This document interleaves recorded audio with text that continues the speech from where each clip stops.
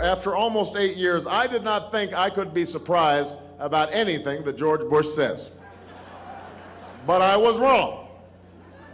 Yesterday, George Bush was before the Israeli parliament, the Knesset, to help commemorate the 60th anniversary of Israeli independence. That's a wonderful occasion and a time for celebration. But instead of celebrating and offering some clear ideas about how to move the situation in the Middle East forward, the president did something that presidents don't do, and that is launch a political attack targeted towards the domestic market in front of a foreign delegation.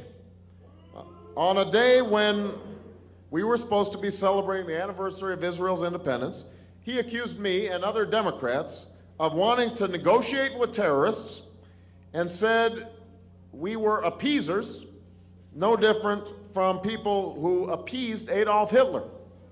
That's what George Bush said in front of the Israeli parliament.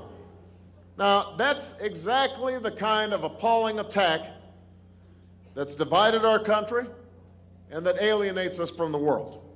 And that's why we need change in Washington. That's part of the reason why I'm running for president of the United States of America.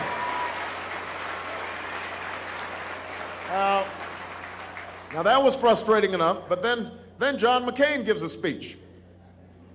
Now, he gave a speech in the morning where he talked about the need for civility in our politics. He talked about elevating the tone of the debate in our country. He talked about reaching out in a bipartisan fashion to the other side. And then not an hour later, he turned around and embraced George Bush's attacks on Democrats. He jumped on a call with a bunch of bloggers and said that I wasn't fit to protect this nation that I love because I wanted to sit down and negotiate with tough diplomacy with countries like Iran. Accused me of not being fit to protect this nation, a nation that my grandfather served in World War II, this nation that's given me everything that I have.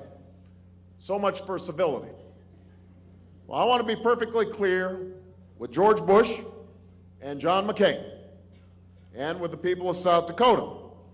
If George Bush and John McCain want to have a debate about protecting the United States of America, that is a debate that I'm happy to have any time, any place, and that is a debate that I will win because George Bush and John McCain have a lot to answer for.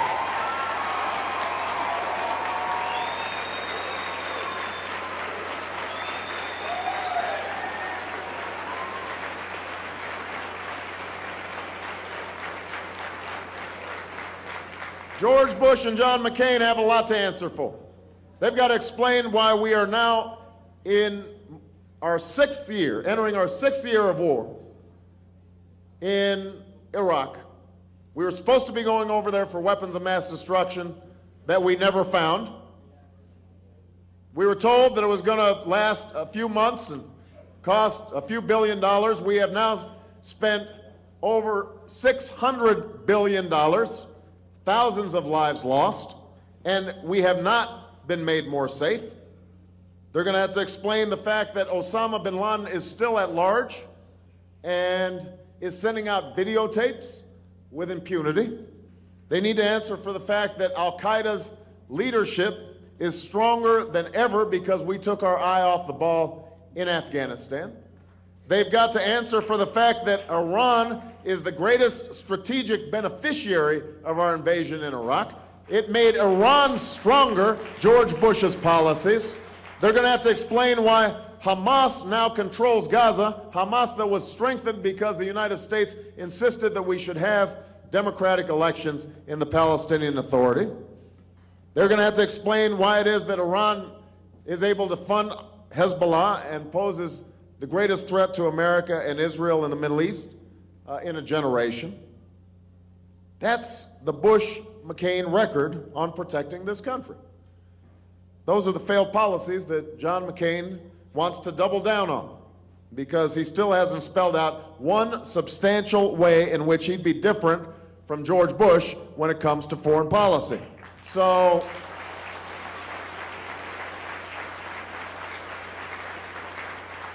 So yeah, I'm a strong believer in civility, and I'm a strong believer in a bipartisan foreign policy. But that cause is not served with dishonest, divisive attacks of the sort that we've seen out of George Bush and John McCain over the last couple of days. And, you know, let me just say a couple other things about this. I was going to say one more, but I got a couple things. John McCain has repeated this notion that I'm prepared to negotiate with terrorists. I have never said that. I have been adamant about not negotiating with Hamas, a terrorist organization that has vowed to destroy Israel and won't recognize them. In fact, the irony is, yesterday, just as John McCain was making these attacks, a story broke that he was actually guilty of the exact same thing that he is accusing me of, and in fact was saying that maybe we need to deal with Hamas. I mean, that's the kind of hypocrisy that we've been seeing in our foreign policy, the kind of fear peddling, fear mongering that has prevented us from actually making us safer. They're trying to fool you and trying to scare you, and they're not telling the truth. And the reason is because they can't win a foreign policy debate on the merits. But it's not going to work.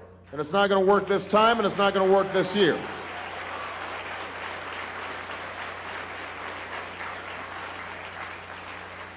Our Iran policy is a complete failure right now.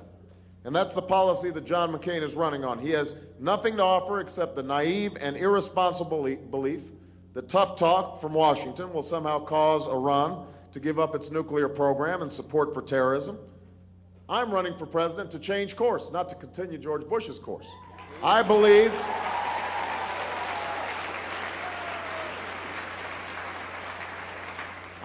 we need to use all elements of American power to pressure Iran, including tough, principled, and direct diplomacy.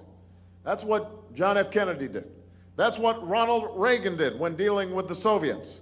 And that's what the president's own Secretary of Defense wants to do.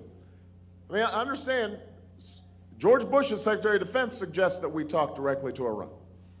So I don't know if George Bush is calling his own Secretary of Defense an appeaser. I don't know who he's talking about. It's time to present Iran with a clear choice. If it abandons its nuclear program, support for terror, and threats to Israel, then Iran can rejoin the community of nations. If not, Iran will face deeper isolation and steeper sanctions. But in the Bush-McCain worldview, everyone who disagrees with their failed Iran policy is an appeaser. And back during his no-surrender tour, John McCain said anyone who wants to end the war in Iraq wanted to surrender. He even said later on that he would be willing to keep troops in Iraq for 100 years. Although I think he noticed that it wasn't polling well, because yesterday he said suddenly that our troops are going to be home by 2013, although he didn't explain how he was going to do it. He offered the promise that America will win a victory, with no understanding that Iraq is fighting a civil war. Just like George Bush's plan isn't about winning, it's about staying. And that's why there will be a clear choice in November, fighting a war without end, or ending this war and bringing our troops home. Because we don't need John McCain's predictions about when the war will end. We need to plan to end it, and that's what I've provided during this campaign. The American people have had enough of the division and the bluster. Both Bush and McCain represent the failed foreign policy and fear-mongering of the past. I believe the American people are ready to reject this approach and to choose the future. I think you're ready for change that unites this country and ends this war and restores our security and standing in the world, and that is serious about a bipartisan foreign policy. You can't suggest that you want to be bipartisan and then run the kinds of campaign tactics that we've been seeing over the last couple of days. You got to start while you're campaigning. And that's why we need to bring about some change in the